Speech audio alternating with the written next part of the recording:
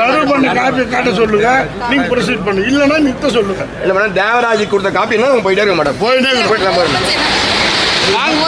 அதுக்குள்ள போகாதீங்க மேடம். இப்போ இது பதில் செட் போங்க. நீங்க ஒரு சரி 2008 இரு என்ன மேடம் இல்ல சார், ஜூலைல நோட்டீஸ் கொடுத்ததே கிளியர் பண்ணிட்டு போயிட்டீங்க நீங்க.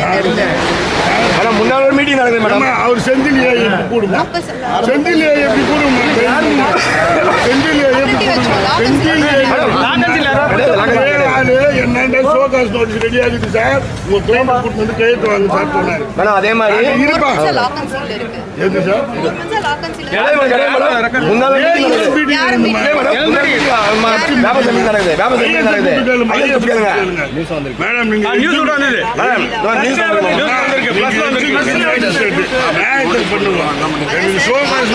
ஜூலைலே பண்ணியாச்சு. போய்மா பொலிட்டிக்கல் பிரஷர்ல பண்றாரு மேடம். எல்லாம் கேமரா ரெக்கார்ட் தர மேடம். உள்ள வந்து ஒரே ஒரு இடத்துல நீங்க ஒண்ணு ஐஎஸ் கூப்பிட்டு கேளுங்க. முந்தா நேற்று பார்ட்டி மீட்டிங் அந்த ஏதாவது அந்த வீடியோ கொடு. நீங்க சொல்றது நான் ஒத்துக்கிறேம்மா. இந்த வியாபாரி சங்கத்தில் ஒரு மத்திய மாவட்ட தலைவர்மா முந்தா நேற்று மீட்டிங் நடக்குது.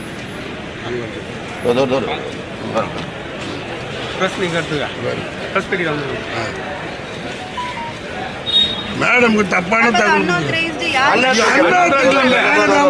அதே மாதிரி 200 எல்லாமே தரேன். இது உள்ள எல்லா ஒர்க்கும் இதுக்கு நாங்க தான் என் கையில தான் இருக்காங்க. யார் ஓப்பன் நாங்க தான் ஆபீஸ் வச்சிருக்கோம். ஒரே ஒரு நாள் கூட கார்பரேஷன் மேடம். நீங்க சீல் விட வச்சுக்கலாம். 128 நோட்டீஸ் கொடுக்கணும். எனக்கு அது சேர்த்து கொடுப்பேன் இருப்பேன். என்ன அப்படி இல்லைன்னா நிறுத்திடுங்க. நோட்டீஸ் கொடுத்துட்டு 7 நாள் என்னமா ஆகிட போகுது, உயிரை நம்ம போயிட்டு போகுது. மண்ணை யார் வாங்கி போகிறான்? 7 நாள் நோட்டீஸ் இப்போ கூட கொடு, நான் விளக்கம் தரேன். நீங்கள் 7 நாள் பற்றி சீல் விடு. ஒரு நியாயம் ரூல் ஆப்லான்னா பாருங்க. என்ன சர்வ் பண்ண காசு கொடுத்துட்டீங்கன்னா நீங்கள் பண்ணுங்க. இல்லைன்னு நீங்கள் போன பிறகு நாங்கள் போய் பார்த்து நியாயமாக பண்ணுங்கம்மா. சட்டத்தின் ஆக்சியல் பண்ணுங்க. இன்னொரு விஷயம் மேடம், ஒரு நாள் கூட கார்பரேஷன் அது உள்ள இல்லை இருந்தால் இருந்து அவங்க ப்ரூவ் பண்ணாங்கன்னா நாங்கள் நீங்கள் சொல்லுங்க என்ன கேட்டு போயிட்டே இருக்கோம். வெக்கேட் பண்ணல மேடம், நாங்கள் வெக்கேட் பண்ணலாம். அவங்க இருப்பேன்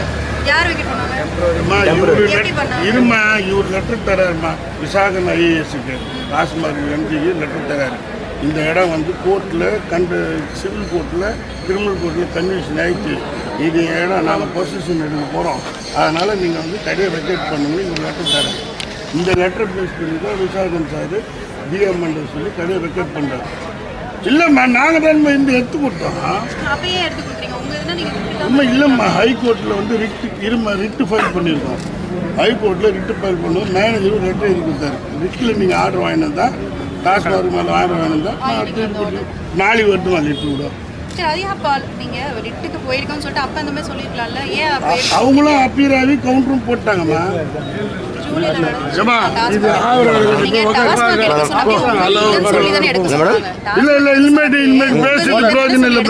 சொல்லலையே அவங்க சொல்லலையே மேடம்.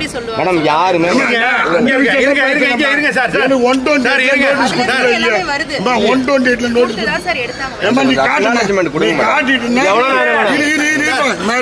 நான் என்ன சொல்றேன்னா, நீங்க எல்லாத்தையும் எடுத்து சொல்லிட்டீங்க. அவங்க வயலேட் பண்றாங்கன்னு சொல்றீங்க.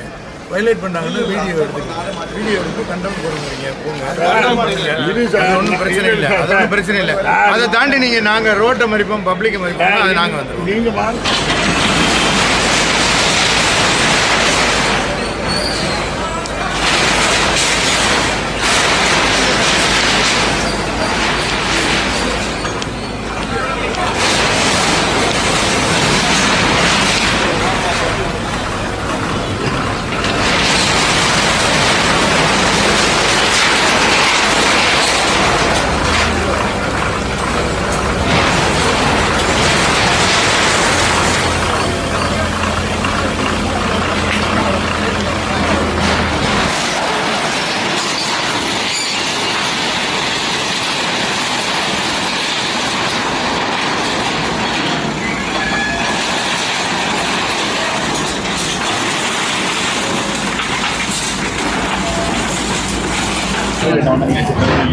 இப்போ வந்து கோர்ட்டில் கேஸ் இருக்குன்னு சொல்லுவாங்க.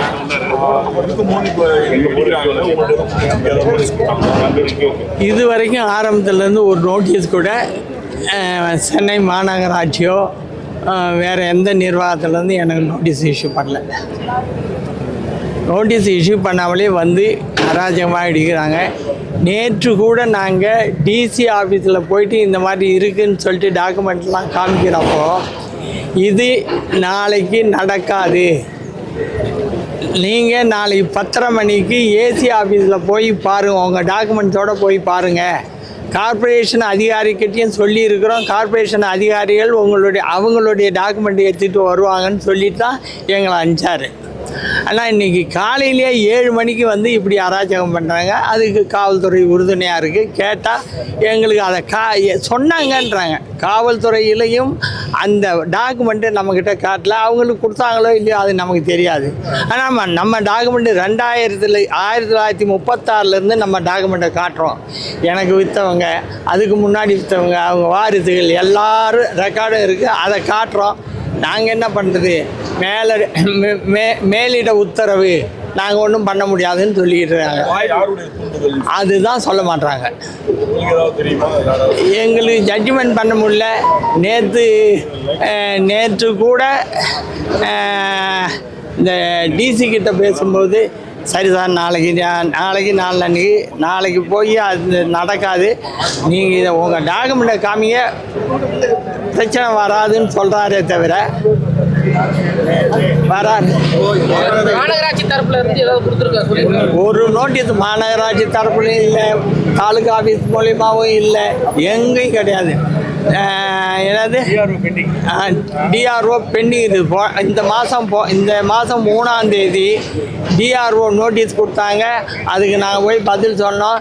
இந்த பொங்கல் பண்டிகை கழித்து நாங்கள் உங்களுக்கு மறுபடியும் நோட்டீஸ் கொடுப்போம், நீங்கள் ஒரு ரிட்டர்ன் ஸ்டாக்மெண்ட் ஃபைல் பண்ணுங்கன்னு சொன்னாங்களே தவிர இது வரைக்கும் அந்த வேலையும் நடக்கலை. டிஆர்ஓ பெண்டிங்கில் இருக்குன்னா அவங்களும் இன்னும் எனக்கு நோட்டீஸ் கொடுக்கல. உங்களுக்கு ஏதாவது உத்தரவு கொடுத்துருக்காங்களா? 2018 நான் ஜட்ஜ்மெண்ட், இந்த சொத்து தேவராஜ் என்பவருக்கு தான் சொந்தம், இதில் மாநகராட்சி அதிகாரிகளோ சிப்பந்திகளோ உள்ளே வரக்கூடாது என்று நிரந்தர கட்டளை பிறப்பிக்கப்படுகிறது என்று 2018 2/7/2018 உத்தரவு வாங்கியிருக்கிறோம். காமிச்சிருக்கோம். எதுவும் இல்லை, அவங்க உங்களுக்கு டாக்குமெண்ட் கார்பரேஷன்லேருந்து எடுத்தாரான்னு சொல்லிட்டு காலைல 8 மணிலேருந்து இது வரைக்கும் காட்டலை. அதுக்கு அந்த கேஸை ஜெயிச்சது மரியாதைக்குரிய பிஎஸ், அவர் பேர் வில்சன் எம்பி தான் நமக்கு ஜெயிக்கிறோம். அவரை வச்சு தான் கோர்ட்டுக்கு போகிறோம், அவர் ஜெயிக்கிறாரு. அவங்களுக்கு கார்பரேஷனுக்கு என்ன, எங்களை மீறி கோர்ட்டுக்கு போயிட்டீங்களா அப்படின்றாங்க. நாங்கள் என்ன செய்ய முடியும்? நம்ம போயிட்டு நான் வாங்கின சொத்து நான் அனுபவிக்கிறதுக்காக நான் போய் ஃபென்சிங் போடுறப்போ அப்போவே 2003 தகராறு பண்ணுறாங்க.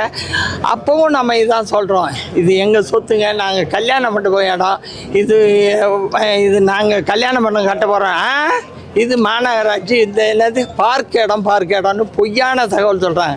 இன்றைக்கி கூட அது பார்க் இடம்னு சொல்லிட்டு டாக்குமெண்ட் கவர்மெண்ட் ரெக்கார்டை கொண்டு வந்து கொடுத்தோம். நான் இந்த சாவியை முதல் கொண்டு கொடுத்துட்டு சைலண்டாக போயிட்டு நிற்கிறேன். ஆனால் இது திட்டமிட்டு யாரோ அரசியல்வாதிகள் பிளான் பண்ணி இந்த சொத்தை அபகரிக்கணுன்ற நோக்கத்தோடு பண்ணுறாங்க. இதுக்கு வேறு ஒரு சில அரசியல்வாதிகள் வந்து நம்ம இடத்த 25-50 பேரோடு வந்து பார்த்துட்டு போயிருக்காங்க. 13/5/2024 ஒரு சில அரசியல்வாதிகள் வந்து அந்த இடத்த பார்த்துட்டு போயிருக்காங்க. அந்த இடத்த பார்க்கும்போதே அவர் சொல்கிறார், இவ்வளோ பெரிய இடமா, எனக்கு என்ன ஒரு பிள்ளை ஏதாவது இதுவாக இருக்குன்னு தெரியல, இவ்வளோ பெரிய இடமான்னு சொல்கிறாராம். நான் கண்டக்டராக இருந்துக்கின்னு ரியல் எஸ்டேட் பண்ணிக்கின்னு இரவு பகல் கண்ணை மூச்சிக்கின்னு நான் சேர்த்து வச்ச துட்டை வச்சு 2000 வாங்குகிற சொத்து. அன்றைக்கி அது வேல்யூ கம்மி, இன்றைக்கி கோடிக்கணக்கில் போனால் நான் என்ன பண்ண முடியும்? இன்றைக்கி கோடிக்கணக்கில் போகும்போது எல்லாரும் அரசியல்வாதிகள் கண்ணும் அது மேலே இருக்குது. இது பார்க் இடம்னு சொல்லிட்டு இன்றைக்கி பிரபகண்டா பண்ணி என்ன இந்த சட்டத்திட்டங்களுக்கு மீறி புறம்பா இப்படி பண்ணுறாங்க, அநியாயமாக இருக்குது. நான் நேற்று கூட போலீஸ் ஆஃபீஸர்ஸ் என்கிட்ட இருந்த டாக்குமெண்ட்லாம் டிசி கிட்ட போய் காமிக்கிறேன். அவர் தான் சொல்கிறாரு, நாளைக்கு நடக்காதுங்க, நீங்கள் ஏசி போய் பாருங்கள் நாளைக்குன்னு சொல்கிறாரு. ஆனால் இன்னைக்கு இப்படி அநியாயம் நடக்குது. பார்த்தீங்கன்னா 2004 வந்து ஒரு ரிட் பெட்டிஷன் இவர் ஃபைல் பண்ணுறாரு. இவர் யார் மேலே பண்ணுறாருன்னா ஜூனியர் டிவிஷன், அப்புறம் பார்த்தீங்கன்னா ஜோனல் ஆஃபீஸர், அப்புறமா கமிஷனர் ஆஃப் கார்பரேஷன், இவங்க எல்லாருமே வந்து ஒரு ரெஸ்பாண்டண்டாக சேர்த்து ரிட் பெட்டிஷன் ஃபைல் பண்ணுறாரு. அந்த ரிட் பெட்டிஷன் நம்பர் 1391/2004. அதில் என்ன உத்தரவு பண்ணுறாங்கன்னா, ரிட் பெட்டிஷனில் இதெல்லாம் தீர்மானிக்க முடியாது, இது சிவில் வழக்கு, அதனால இது வாய்மொழி ஆவணங்கள் பேஸ் பண்ணி தான் இதை நிர்ணயிக்க முடியும். அதனால் 2 பேருமே வந்து நீங்கள் கோர்ட்டில் பார்த்துங்க, சிவில் கோர்ட்டில் பார்த்துங்க அப்படின்னு சொல்லிட்டாங்க. அதன் அடிப்படையில் வந்து பார்த்தீங்கன்னா இன்னொன்று அந்த ரெஸ்பாண்டன்ட் சைடில் கார்பரேஷன் அங்கே என்ன சொல்கிறாங்கன்னா, எங்கள் சைட்லேருந்து எந்த இன்டரன்ஸும் கிடையாது அப்படின்னு சொல்லியும் அந்த உயர்நீதிமன்றத்தில் 2004 சொல்லிடுறாங்க. அதை பேஸ் பண்ணி எந்த டிஸ்டர்பன்ஸும் இல்லை இல்லைங்களா, அதனால் சிவிலில் முடிவு பண்ணிவிட்டு அதுக்கப்புறமா இது வந்து பாருங்கள் அப்படின்னாங்க. அதை தொடர்ந்து இவர் என்ன பண்ணுறாருன்னா 2005 கேஸ் போடுறாரு. சிஎஸ் நம்பர் 631/9/2005 சொல்லிட்டு 2 வழக்கு போடுறாரு. அது வந்து டிரான்ஸ்ஃபர் ஆகி 19வது அடிஷ்னல் கூடுதல் நீதிமன்றம் சென்னையில் வருது. அதில் 55/27/2013, அப்புறமா 65/64/2014 2 வழக்குகள். ஒரு வழக்கு சொத்து யாருடையதுன்னு நிர்ணயிக்கணும், நீதிமன்றம் தீர்ப்பு கொடுக்கணும். இன்னொன்று கார்பரேஷனாலேயோ அவங்களோட ஏஜென்ட்னாலேயோ அவங்களோட ஆட்கள்னாலேயோ யாராலையும் அவருக்கு தொந்தரவு வரக்கூடாது, இவருக்கு பாதுகாப்பு கொடுக்கணுன்றதும் ஒரு 2 பெட்டிஷனுமே விசாரணை 19வது கூடுதல் நீதிமன்றம் என்ன பண்ணுதுன்னா விசாரிச்சுட்டு இந்த சொத்து இவருக்கு தான் நிர்ணயம், இவருக்கு தான் தீர்ப்பாகி இவர் வச்சிருக்காரு. இது இல்லாமல் அந்த ரெஸ்ட்ரிக்ட் பண்ண சொல்லி போட்ட பெட்டிஷன்லேயும் வந்து இவருக்கு தான் இவரோட சொத்து இவர்தான் ஆகி போச்சு, அதனால கார்பரேஷன் இவரோட பீஸ்ஃபுல் பொசிஷனில் தலையிடக்கூடாது அப்படின்னு சொல்லி உத்தரப்படுது. இது 2018. இப்போ சப்சிக்வெண்ட்டாக என்ன சொல்கிறாங்கன்னா, ஏதோ ஒரு கிரிமினல் கேஸ் போட்டு நடந்துட்டு இருக்கு, அந்த கிரிமினல் கேஸில் பட்டா வந்து ஃபோர்ஜராக பண்ணிட்டாங்க அப்படின்னு சொல்லி அதனால அந்த பட்டாவை இவரை வந்து அக்யூஸ்ட் ஆகிட்டாங்க, குற்றவாளின்னு தீர்ப்பு பண்ணிட்டாங்க. அந்த கிரிமினல் கேஸ் ஜட்ஜ்மெண்ட்டை மட்டும் பேஸ் பண்ணி 2024 கொடுத்த பேஸ் பண்ணி இந்த ப்ராப்பர்ட்டியை பட்டா நேம் சேஞ்ச் பண்ணிட்டாங்க. பட்டா நேம் கார்பரேஷனில் வந்தது அப்படின்றதுனால பட்டாவை வச்சு இது சொந்தம் என்னது அப்படின்னு சொல்லி அவங்க நிர்ணயிக்கிறாங்க. இப்போ நாங்கள் என்ன சொல்கிறோம், பட்டா ரெவன்யூ ரெக்கார்டு பெருசா இல்லை நீதிமன்ற உத்தரவு கீழே எங்களுக்கு இது இந்த சொத்து எங்களுக்கு தான் நிர்ணயிக்க முடியுமான்னு கேள்வி கேட்கும்போது பட்டாவை வச்சு தான் நாங்கள் வந்து இந்த சொத்துக்கு உரிமை கொண்டாடுறோன்னு அவங்க சொல்கிறாங்க. ஆனால் சுப்ரீம் கோர்ட் ஜட்ஜ்மெண்ட் நிறைய இருக்குது, பட்டா ரெவன்யூ ரெக்கார்டை வச்சு மட்டும் ஒரு சொத்தை உரிமை கொண்டு வர முடியவே முடியாது. அப்படியே இருந்தாலும் நீதிமன்றத்தில் இந்த சொத்தை உண்மையாக தன்மையாக விசாரித்தது பார்த்திங்கன்னா நீதிமன்றம், இந்த நீதிமன்றம் அந்த பட்டாவையும் ஃபுல்லாக எவிடன்ஸில் எடுத்து இந்த பட்டா முறையானது தான் அண்ட் இது டாக்குமெண்ட் எல்லாமே முறையாக தான் பண்ணியிருக்காங்க, ப்ராப்பராக பொசிஷனில் இருக்காரு, வாங்கியிருக்காரு ஒருத்தர்கிட்ட இருந்து, அது எல்லாத்தையுமே கரெக்டாக முடிவு பண்ணி 2008 இவரு தான் சொத்துன்னு நீதிமன்ற உத்தரவை வந்து கிடையாது, அது செல்லாது, நாங்கள் சப்சிக்வெண்ட்டாக மாற்றிக்கிட்ட எங்களோட பட்டா தான் செல்லும், அதுதான் ஒரிஜினல், அதை பேஸ் பண்ணி எங்களுக்கு இது சொத்தில் எங்களுக்கு தான் பங்கு அப்படின்னு சொல்லிட்டு இப்போ அத்துமீறி இந்த விஷயத்த பண்ணிட்டு இருக்கிறாங்க. இதுதான் சார் கேஸ் டீட்டெயில். சார் நாங்கள் கண்டெம்ட் ஃபைல் பண்ணிட்டோம் சார். ஆக்சுவலி 2 days பிஃபோரே நாங்கள் இன்ஃபார்ம் பண்ணிட்டோம். ரிட் பெட்டிஷன் நம்பர் இன்றைக்கி லிஸ்ட்டாக இருக்குது, 12th ஐட்டம். கண்டெம்ட்டும் ஃபைல் பண்ணியிருக்கோம், ரிட்டும் ஃபைல் பண்ணியிருக்கோம். இந்த விஷயத்தையும் நாங்கள் இன்ஃபார்ம் பண்ணியிருக்கோம். அதையும் மீறி வந்து அதுக்கு தான் இப்போ வந்து இந்த விஷயம் கோர்ட்டில் வந்து கேள்வி கேட்டக்கூடாது, நிறுத்திடக்கூடாதுன்னு சொல்லிட்டு அடாவடியாக இந்த விஷயத்தை பண்ணிட்டு இருக்காங்க. இதுதாங்க கட்டாயம் சார். இதில் வந்து பார்த்தீங்கன்னா போலீஸை பொறுத்த வரைக்கும் பார்த்தீங்கன்னா இந்த விவரம் எல்லாமே நேற்று ஜேசியும் பார்த்தாச்சு, டிசியும் பார்த்தாச்சு, 10 மணிக்கு வாங்க நாங்கள் அது வரைக்கும் எதுவும் டிஸ்டர்ப் பண்ண மாட்டாங்கட்டாங்க. இப்போ அவங்க வந்து இண்டிபெண்ட் ஒரு அத்தாரிட்டி, அவங்க வந்து இதில் எது நியாயத்தன்மை இருக்குன்னு அவங்க விசாரிக்கணும். இந்த ஒரிஜினல் டாக்குமெண்ட்ஸு கோர்ட் டாக்குமெண்ட்ஸ் எல்லாம் நாங்கள் கொடுத்ததுக்கப்புறமா கோர்ட் உத்தரவு தான் நிலைக்கோன்றது அவங்களுக்கும் தெரியும். தெரிஞ்சிருந்தோம் சட்டவிரோதமாக கார்பரேஷனுக்கு பாதுகாப்பு கொடுக்குறாங்க. நாங்களையும் எங்களோட அந்த பாதுகாப்பு நாங்கள் உள்ளே போனாலும் எங்களையும் தடை பண்ணுறாங்க. ஸோ அவங்களும் வந்து இந்த கார்பரேஷனுக்கு உடந்தையாக இருக்கிறாங்கிறது தான் எங்களுக்கு தோணுது. காவல்துறையில் வந்து எந்த ஒரு உங்களுக்கு அறிவிப்பு உங்களுக்கு தரல சார்? அறிவிப்பும் கொடுக்கல, கார்பரேஷனும் அறிவிப்பு கொடுக்கல. தெரிஞ்சு எங்களுக்கு வந்து மறைமுகமாக தெரிய வந்து நாங்கள் நேரடியாக போய் நேற்று பார்த்துட்டோம். பார்த்தது இல்லாமல் அது சம்மந்தமாக ஆன்லைன்லேயும் கம்ப்ளைண்ட் கொடுத்துட்டோம். ஸோ அவங்களுக்கு நாலேஜ் வந்துடுச்சு. நாலேஜ் வந்தும் இந்த வேலையை பார்த்துருக்குறாங்க சார். அதில் வந்து அட்வொகேட் வந்து ஆஃபீஸ் இருக்குது சார். ப்ளஸ் வந்து இவங்களோட டிவிஸ் மட்டும் பார்த்திங்கன்னா ஒரு பல லட்சங்கள் வேல்யூவில் வந்து டிவி இருந்தது. ஆமாம். அதுக்கப்புறம் பார்த்திங்கன்னா அந்த டாஸ்மாக் இருந்ததோட வந்து பொருள் அந்த சேரு இந்த அதர் எக்யூப்மெண்ட்ஸ் திங்ஸ் எல்லாம் வந்து இருந்தது. அது எல்லாத்தையுமே வந்து எங்கள்கிட்ட கொடுக்காம அதை உடச்சி தூள் தூளாக்கி குப்பை மாதிரி எடுத்துன்னு போயிட்டாங்க. ஸோ அதில் பெருத்த நஷ்டம்.